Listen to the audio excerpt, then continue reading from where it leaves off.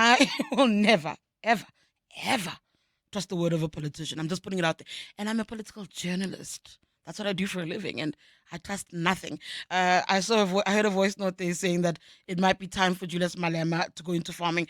A lot of this moment will be for a lot of people about Julius Malema. People will look at him and think, "Eh, ngwana koko Sarah ke skepsele," but what he also does next is important for his organization. And there's so many theories about that attachment between that connection between MK and EFF. I want to bring in again McDonald Mathabe in just 2 seconds. But before I do that, I want to read a tweet by Julius Malema where he then said, "Only two more of your favorites remain, and the list will be finalized. They sing beautifully." And every time people think about singing, they think of Mbuseni, of course, Mbuseni Ndlozi. They sing beautifully and are always willing to pose for pictures and sign roll calls. But remember, their souls are long gone. To prevent any potential hurt, it's crucial to heed the guidance of the leadership. We remain standing and are not going anywhere under a criminal syndicate. Those are the words of Julius Malema. Earlier on, I played a clip from the SABC of Mpofu saying he was part and parcel of the makings of Umkhonto Wesizwe. What I knew by the time Umkhonto Wesizwe was launched in December 2022. Was it 2022? 2023. I lied. 2023. By the 16th of December, I knew that it had been underground and in the pipes working for a year. But I also knew that there was a gentleman named McDonald Ntseki, or you call him McDonald Mathabe. He was the original, the first national organizer of Umkhonto Wesizwe. He's also, like many other leaders, like the most recent Secretary General, was booted out of the party, but he knows the story of how the MK was formed, from my understanding. He worked quite closely with former President Jacob Zuma. He joins me now on the line. McDonald, good morning. Former EFF, I suppose, chair, Advocate Mpofu, saying that actually only he and former President Jacob Zuma knew of the MK project, that they were the only ones who kept it working underground quietly and nobody knew.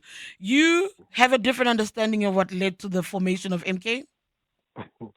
Good morning, Tshidi, and the listeners. Thank you very much for this moment to talk to myself as well as to the nation.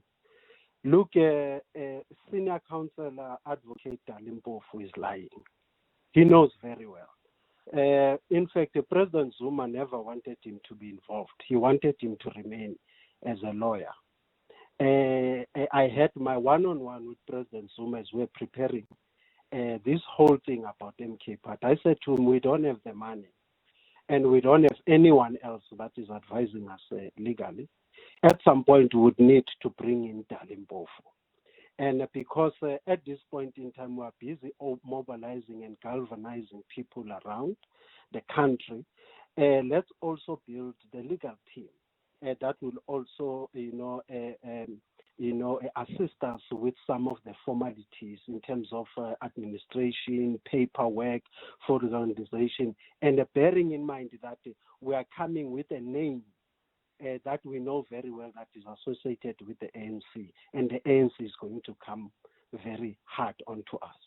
It took some time for President Zuma to actually, give me the go-ahead to actually say, look, let's bring him in, let's go, let's work with him, and let's see as to how far we can go. His concern then, President Zuma, was that he is busy on his case, he is also a member of the Red Beret, which is EFF. So here we are doing what we are doing as MK and as former members of the ANC. That is the basic foundation of MK Party, that you should be coming from ANC and understanding what the ANC was all about, so that you come and you then become a member of MK Party, because nothing is going to change. We are just moving from this side to correct what we need to correct, then eventually go back to the ANC. To the ANC. McDonald, what was the understanding about the relationship between the EFF, though, and the MK? Because I posted on social media a picture of yourself with former President Jacob Zuma, with Advocate Mpofu and Julius Malema. I had an understanding at the time that there were conversations to try and either at some point the EFF must merge with Umkhonto. There's something that needed to happen, a collaboration. Mpofu says that in this period, he had been working back and forth between the MK and the EFF and reporting to the EFF about developments in the MK. When I brought in Mpofu into the process, there were processes that we needed to give each other responsibilities. I then said to Mpofu, based on the vision of what we want to do with the MK party, we have to talk to all the parties that are on the left. It was not only just EFF. That is UDM, PAC, ARETA, ACT, ATM, and all of those. That we, at some point, need to sit down with them, one-on-one, then into a group. I then said, Dali, start to phone these leaders and these comrades so that we meet them one by one, then thereafter call them to a meeting with President Zuma so that President Zuma can give the overview of where we are going with all of this. We did exactly that. Then at the group meeting where Bantu Olomisa was there, Ace Mahashule was there, Kalmi House was there, Temba Koti was represented by his secretary and his treasurer, Zungula was there from ATM. These comrades, we met with them at Forest Town at President Zuma's house. I was facilitating all of those processes. And I told them that we are facilitating all of these meetings. Oh, by the way, EFF was represented by Floyd Shibambu as well as Masham. All right. And the Mpofu there was wearing two caps as the EFF as well as someone that is working with me in order to consolidate the forces from all the right. left. Before I let you go, very, very quickly, what do you think is at play? Did something go wrong in the agreement? Is what's unfolding the resignations of EFF leaders, is that still part of the plan, or has something else happened to the original plan? Look, going to December 16, 2023, before the launch, I was fighting battles behind the scenes, battles that are not in the public sphere. Mpofu, Duduzile Zuma, and other people, many people that the public do not know, that are around President Zuma, right? Were forcing President Zuma and pushing him to endorse EFF. And I said to President Zuma, it will be the biggest mistake that we can ever make of us just going and joining EFF.